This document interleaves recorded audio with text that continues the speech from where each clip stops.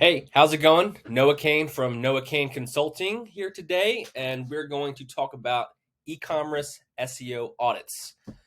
Make sure to like this video and subscribe if you aren't already. And without further ado, let's dive on in. So I actually just recently made a really comprehensive blog post on this topic. Feel free to check the link in the description of this video. But let's walk on through everything there is to know about e-commerce SEO audits. It's a big question that a lot of e-commerce brand owners have when it comes to how to best manage SEO and dig into improving their website rankings on Google and other search engines. So a big question that people have is, what is an e-commerce SEO audit? And the truth is, a e-commerce SEO audit isn't too much different than a regular website audit, outside of the fact that there are things you want to think about, maybe from a keyword perspective, or from your collection pages and product pages, that you might want to consider differently than you would on a regular website, because those sites don't have collection pages and product pages and those things. But otherwise, it's really scanning the website and pulling down. There are technical SEO issues. There's keyword research you want to do. There's a content audit you want to do to find on-page issues. And you also want to look at the number of backlinks your website has and compare that to your competitors as well, to understand the full scope of what is positively and negatively affecting your website. When it comes to like the tools people are going to use, Google Search Console, Ahrefs, Google Analytics, Screaming Frog, there's a bunch of other tools that can be used as well. But overall, a bunch of tools will be used to scan your website, pull down data on how much traffic you're getting, backlinks, and the technical issues to your site to make a plan of improving your site. So what does an SEO audit include? So if you're working with an agency or a consultant, you should expect that you're going to have access to the data that's pulled in the audit process. They might have spreadsheets that sort of walk through the keyword research, the technical parts of the audit. There should be additional insights from the backlink audit, the content audit, portions of the SEO audit. And what I do, and what other people probably do too, is they provide a video walkthrough or a one-on-one walkthrough where they're actually taking you step by step through all the things that were found. And then you should also have a full list of recommendations and next steps, so you can put the plan into action. That the sort of what is not included in the audit is, typically, you're going to get the recommendations, but you won't have a step-by-step instructions on how to remedy those things, right? Either you have someone in-house on your team that knows how to do SEO and address the issues, or you need to go work with a consultant or an agency to address the issues. Usually someone's not going to provide you an exact, like, hey, here's the problem and here's how you can fix it type of thing. But they will provide you with the recommendations of what you need to do to improve the website. So the overall goal is to provide a roadmap, and then it's up to you as to what the next steps are going to be. And another thing to consider here too is, right, a great thing about SEO audits is they're going to let you know how much you should or maybe shouldn't invest in SEO for your brand. So if there are a lot of things uncovered, it might be a signal that you should invest a lot of money into SEO. Or if there seems to be a lot of opportunity based off of the audit, then it might make sense to put a lot of money behind that channel. On the contrary, if there's not much found, maybe a few things should be cleaned up, but maybe it's not going to be as big of a channel for you, or you might make that decision. How often should you audit your e-commerce website? That really depends on if you're working with an agency or a consultant, or just working on the site yourself. If you do work with an agency or consultant on a SEO retainer, after they do their initial audit, they're going to be auditing the site in some fashion on a regular basis, using the various SEO tools. I mentioned Ahrefs earlier. So they're going to be seeing when new technical issues pop up, new on-page issues pop up. They're going to have their hands on the site. So doing a big audit maybe once a year can be helpful. But outside of that, if you're working with an agency, they're going to stay on top of new issues. So that initial audit can be helpful. And then from there, they'll have a cadence for when they're going to do a deep dive versus when they're just staying on top of those, more minor issues that pop up here and there along the way. So are SEO audits worth it? To be honest, it could be worth tens of thousands, if not more dollars. That could even be per month. Even you could put a number behind it, right? It could be worth hundreds of thousands of dollars to your business. Just to give you some perspective, right? Like one of the biggest things that could be uncovered in an audit is whether your site can even be crawled or indexed. I've audited sites before where they're like, why am I not getting traffic to the website? And it's because their site has not been crawled by Google and is not indexed, right? So right there, like you can't do business if you can't be found, right? So there are things like that can be uncovered in the audit. There are action items that are going to take some of your most important keywords from page 5, 6, 7, 8, 9, 10 of Google and push it to page 1 or even the top of page 1 or even number 1 for that keyword, and that is worth a lot of money for your business. So audits are definitely worth it. They will give you the exact steps you need to make a positive impact on your website and your rankings. So highly recommend getting them. As far as how much they cost, it's going to vary depending on who you work with. If someone tells you they can do an audit for $100 or $200, I wouldn't expect too much. Or if it's a free audit, again, I wouldn't expect very much there. You really want to work with someone who's going to put their hands on this website, really digging deep to all the technical information, really take a look at your keywords and develop a little bit of a strategy even you should come away with in the audit. So expect to spend a few grand on an audit, anywhere from $2 to $5,000. If it's the right, agency or consultant, is totally reasonable. And if you have a larger website, you might expect to spend even more, right? If you have hundreds of thousands of pages, you might be spending quite a bit more than that on an audit. Whereas if you have, 50, 100 pages, that $2 to $5,000 range might make more sense for what you're working on. And now let's get into the sort of meat of this, right? So what exactly, sort of item by item should an SEO audit include for an e-commerce site? And I put together this checklist here. So on the technical SEO side of things, we want to check to see if the website is crawlable and indexable, which we just kind of mentioned a minute ago. So that means, can Google and other search engines, can they actually crawl the website and can they index the pages, right? If they can't do that, you're not going to get traffic. Then we have response codes, which are codes that a server sends out after they try to deliver or load a website. There's a ton of different codes that they can produce.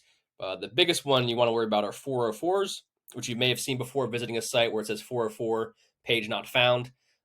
Ideally, you want to redirect those pages to somewhere more appropriate to help people find the piece of content they're looking for, the appropriate piece of content for that page that no longer exists. Canonicals are an interesting thing, and actually for e-commerce are pretty important.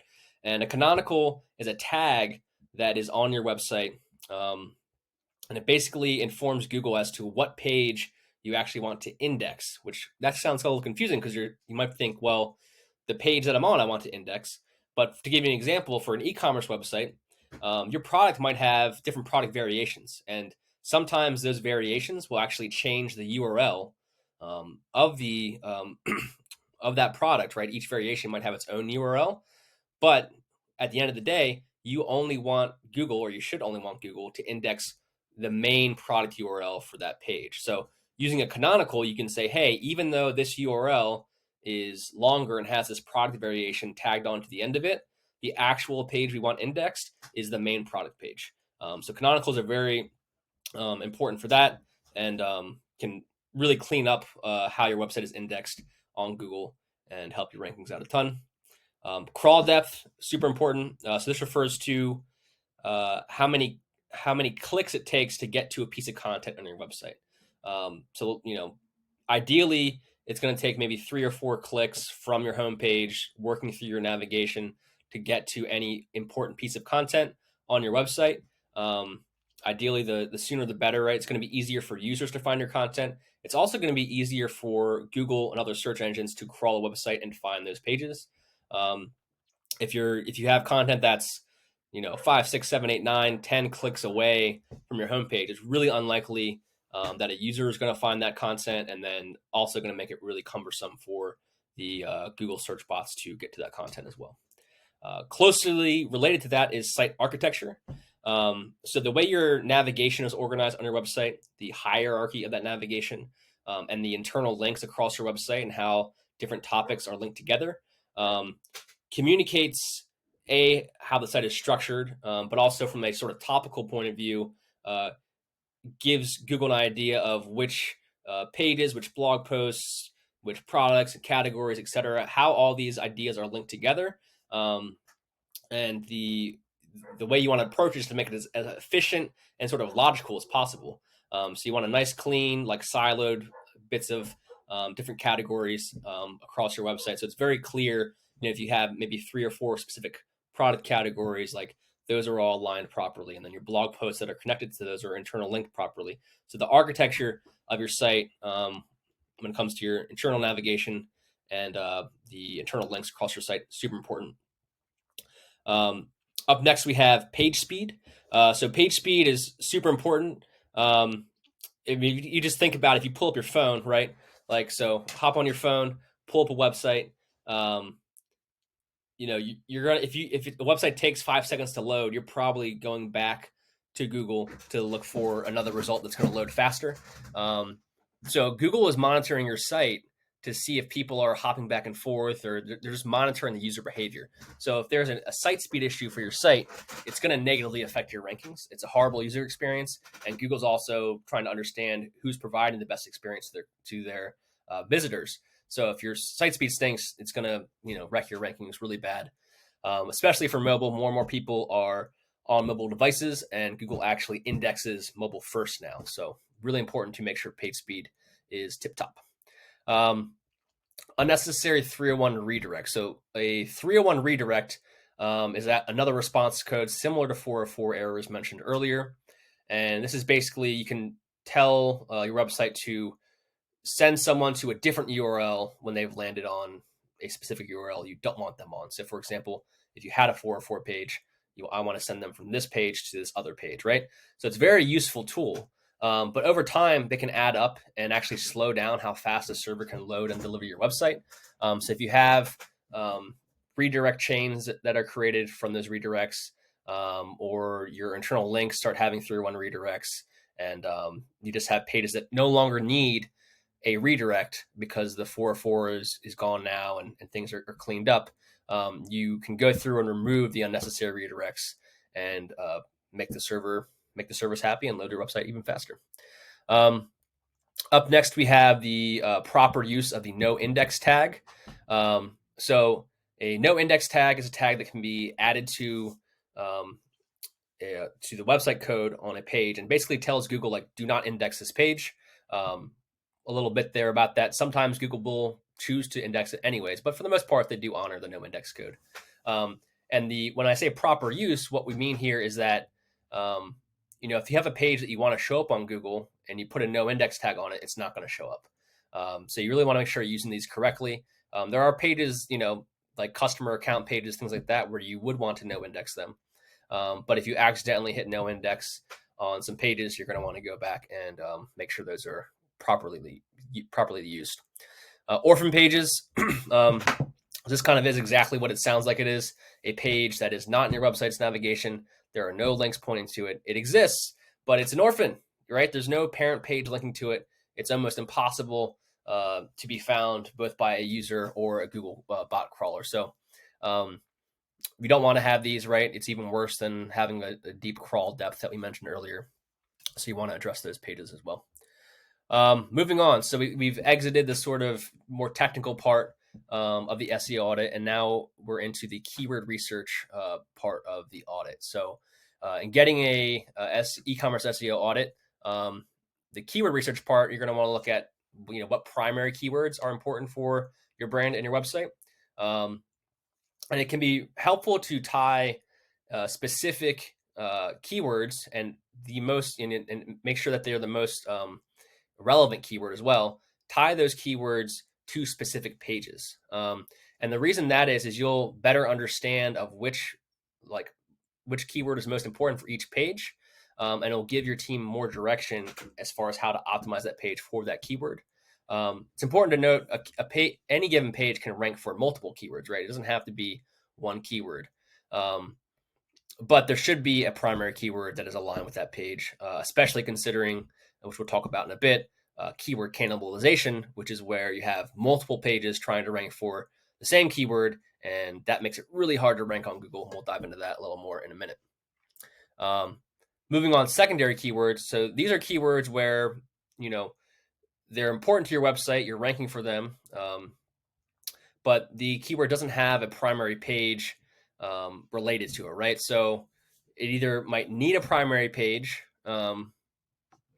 which can be helpful for finding new content ideas, or they could also be ideas for acting as a supporting topic in their primary counterparts. So if you have a page that has a parent topic, and then there are some subtopics within that category, within that page or blog post idea, those secondary keywords might help that page rank for the primary keyword and these other secondary keywords. So secondary keywords are super powerful as far as enhancing existing content and also coming up with new content ideas. Then we have low-hanging fruit. So these are keywords where your site is ranking pretty well for, but you're not quite at number one yet, right? So maybe you're on page one, but towards the middle or bottom, or you're on page two and almost on page one, but not quite there yet, right? So these keywords are like the ones you want to go after first, right? So doing the keyword research to find these, as part of the audit, if you address the optimization opportunities for these pages first, you're probably going to get wins a lot quicker, right? So a proper SEO audit, SEO can take 6 months, 12 months to really see big wins happen.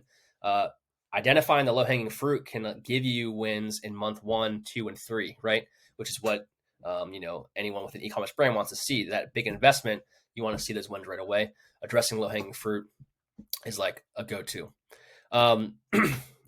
Moving forward, searcher intent. So in the keyword research process, your agency or consultant should be digging into the intent of different keywords. And what we mean by that is when people are searching, they're searching for different reasons and looking for different things. So understanding what the intent of that user is when they land on a page can be really helpful, right? Do they intend to find just informational content?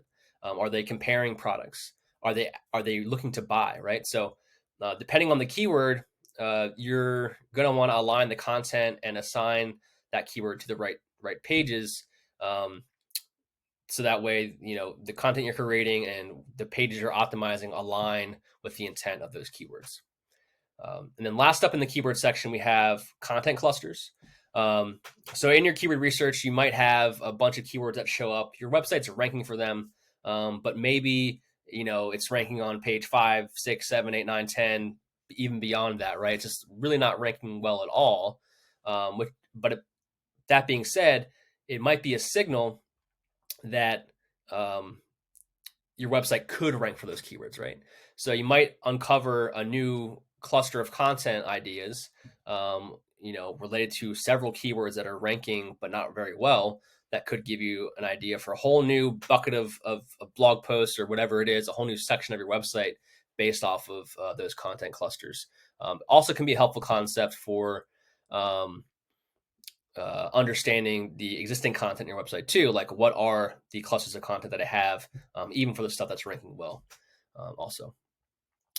All right, next up, we have the content or on-page SEO checklist. This is the stuff that you can, kind of directly affect and change in your Shopify or WordPress or WooCommerce editor on your website. But these are really important factors that affect how you show up on Google and how people, how people can interact with your content and how your content connects to each other. So we have meta titles and descriptions. And so for this, these are actually the things that show up on Google. Let's just go search for something real quick. So let's see. I'm gonna do furniture maker near me. You'll see we have a bunch of ads up here, but down below in the organic results, you see this blue text here. This is the meta or page title, and then the information on here is the meta description. And you'll see each one of these listings, these organic listings, has this. And you can actually change this on the back end of your website. And by optimizing for the keywords you want to rank for, you actually can influence positively, how you rank and what you rank for. So doing this properly is super important. And there's a certain character lengths you want for these things. And so this part of the audit is super important for making sure your content gets optimized correctly. There's also a duplicate content check. So this is where you might have, like, let's say you have a bunch of similar products and you were feeling lazy, and so you went in and you use the same intro paragraph across all 5 of those similar products. You don't want to do that. It's not helpful to your users. It's pretty lazy, provides a bad user experience, and Google is gonna crawl that, and it might be a little confused by, like, all right, well, which page does this content actually belong to? It's also going to look like you don't have unique content across the site. So if you're not providing value that's unique across all these pages and just doing duplicate content, that's a major issue. You want each page to really be unique across your website. Broken links are up next. So this is where maybe a page in your website's navigation or a link on a blog post going to another page on your website that used to work, and now that page doesn't exist, or the URL changed, or whatever it is, you didn't do a 301 redirect. You want to fix those broken links. It's going to provide easier time for Google to crawl your site. It's going to provide a better user experience. And if internal linking is a huge strategy for improving SEO. So if you have links that should be internally linking across your site and they're not, you want to fix those. Next up, we have thin content. This is pretty similar to duplicate content, which we just mentioned. But in this case, let's say you do have unique content across your site, but maybe, you have only 100 words or 200 words on some of your pages. In general, that's, where I draw the line, is that being thin. There's not really enough content to make the page stand out. In general, I aim for having like more than 300 words if possible. That being said, you don't want to add a bunch of fluff to your content just to have it. So for whatever reason you have a page where, like, hey, I can't get past 300 words, like, don't force the jam. But in general, to show true authority and expertise on the subject, you want to go beyond that 300 word mark at the very least. Keyword cannibalization. We discussed this a little bit earlier, and this is where you have one primary keyword and multiple pages trying to rank for that keyword. And what you'll run into, and if you go onto Ahrefs or an SEO tool and you look at the ranking trends for a certain keyword for your website, you might see different pages popping in and out on the rankings chart. And this is because Google is confused. It's saying, oh, okay, page number 1 has this keyword in it and is optimized for this. Let's rank that. Oh, we have another page here. Let's rank for that instead. Or, oh, here's a third page that also is trying to rank for this, and it's trying to figure out which one's the right one, when in reality you want just one of those to be the one. So make sure, in your audit process, or if you're getting an audit, that you are looking into keyword cannibalization. It can be a really easy way to make a huge jump in performance for your website when it comes to SEO. Internal linking, we mentioned this a few times. This is where one page on your website links to another. And these internal links can be enriched by using keyword-specific anchor text within your content. You actually might have noticed in this piece of content that I'm reviewing with you guys, there have been a few internal links, on this page. And those are strategically placed, and they can help influence how your website ranks and connect ideas across your website. So internal links are super important, great strategy. If you don't have any yet and haven't used them or haven't used them correctly and you implement them, you will see a dramatic increase in rankings very quickly. It's a super powerful strategy, and I highly recommend it. Next up, we have cookie cutter content. So cookie cutter content is exactly what it sounds, right? If you have formulaic stuff that's not providing much value, right? Let's say you have some similar products and you have more than 300 words, like we mentioned earlier. It's not thin. It's unique to each page, so it's not duplicate, but maybe you only swapped out a few words here or there, and you kind of had like a template for, like, all right, here's paragraph 1 and paragraph 2. We're just going to swap out a few phrases here and there to make it unique for this product. that is not going to cut it. That's not unique enough. It's going to come across as formulaic, and it's not going to be quality enough to beat out the competing pages, to beat out your competitors. It's not going to stand out and be valuable enough to rank well. So if you want to make a big jump in rankings there, cookie cutter content, you can improve that on your site. Next part of the audit is click-through rate.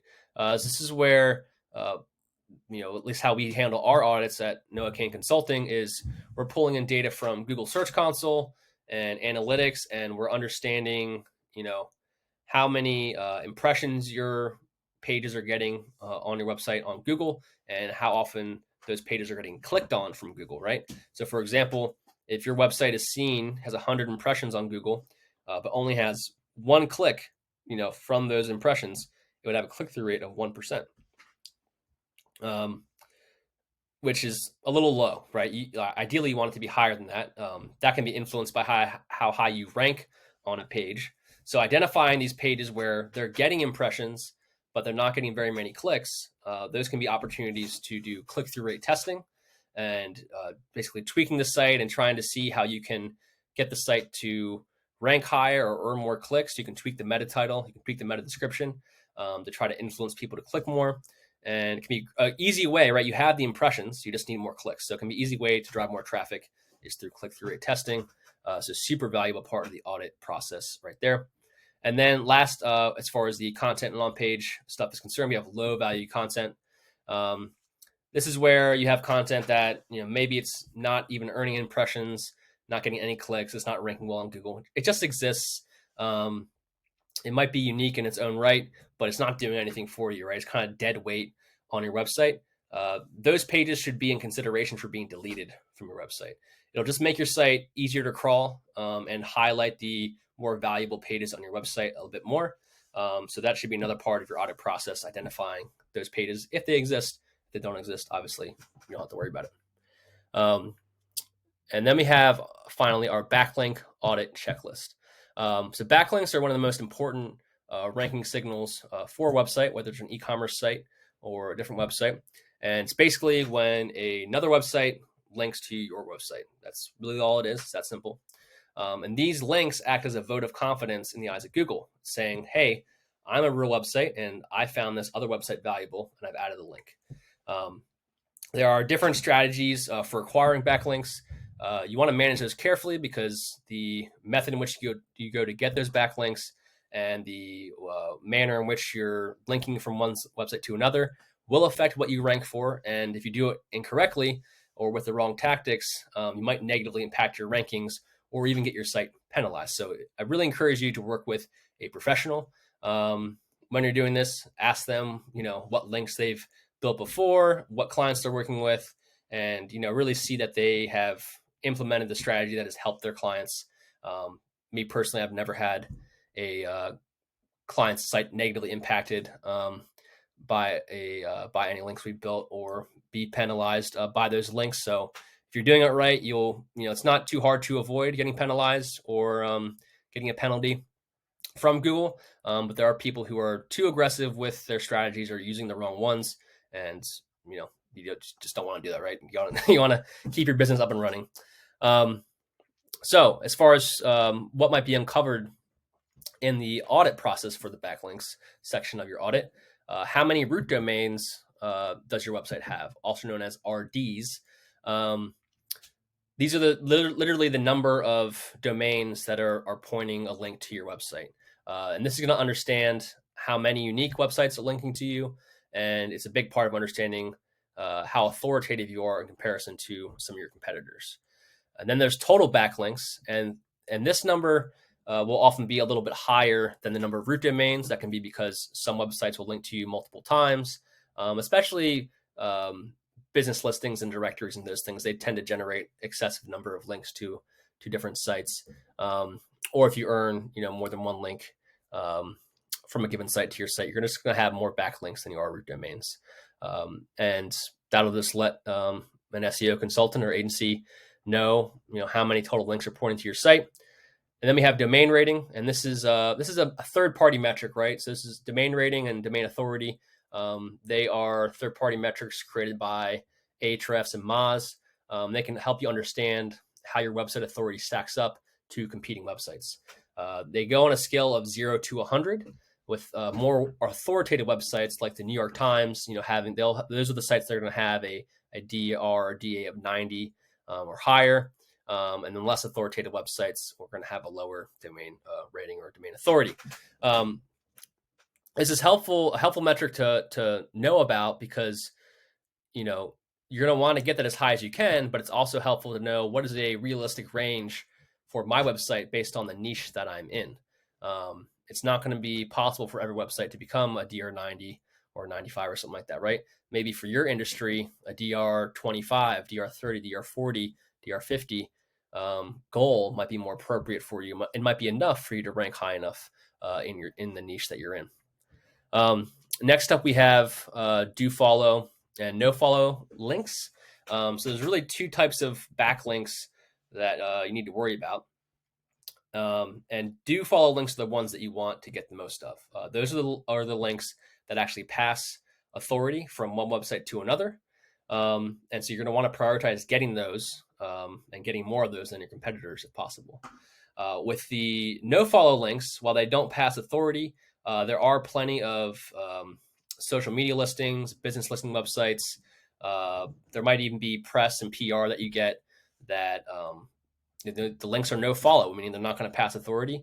Even though they don't pass authority in the same way that a do follow link does, I have found that they can be helpful for just providing some trust, because if there are a bunch of social media sites that most businesses have a profile on, that they post on, Google crawls the whole internet. They're going to understand that you're in all your business, your brand, is having activity in all the right spots.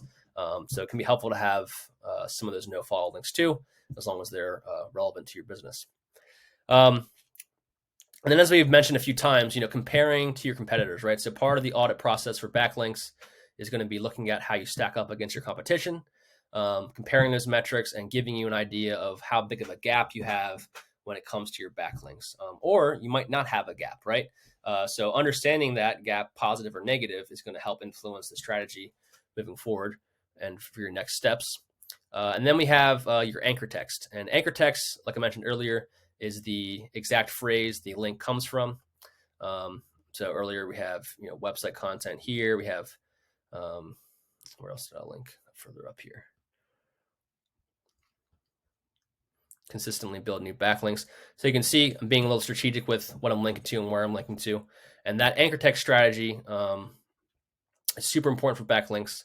Again, you don't want to mishandle this. You want to properly use anchor text so you don't negatively impact your website rankings or get your website penalized. And if you have a ranking issue, you should look into your anchor text percentages, right? Maybe you've built, if you go out and try to build like 100 links to one specific keyword and an exact phrase, like you're probably going to get penalized, right? This is not how you do it. There's a strategy to do it. So an audit might look into how your anchor text is being used from other links, right? So these are the anchor texts that you're getting from links from other websites, the backlinks. So there you go. That's more or less 30 minutes of me talking about e-commerce SEO audits. So once they get through the audit, you're going to be given an action plan, and that's going to give you an idea of all the things you should address on the website and help improve your rankings and address all the issues on your website, and give you an idea of what level of investment you need to make with an agency or a consultant. I always, provide my clients with, hey, here's what we found. We recommend a retainer that's, this big. Let us know if you want to move forward. That's generally how it works. So if you're in need of an SEO audit, if you're an e-commerce brand and need an audit, hit us up. We can hop on a call, see if it makes sense to conduct an audit for you, and go from there. Hope you found this helpful. Make sure to like and subscribe below. If you have any questions or comments, please add those too. I'm Noah Kane from Noah Kane Consulting, and I will talk to you later. Thanks.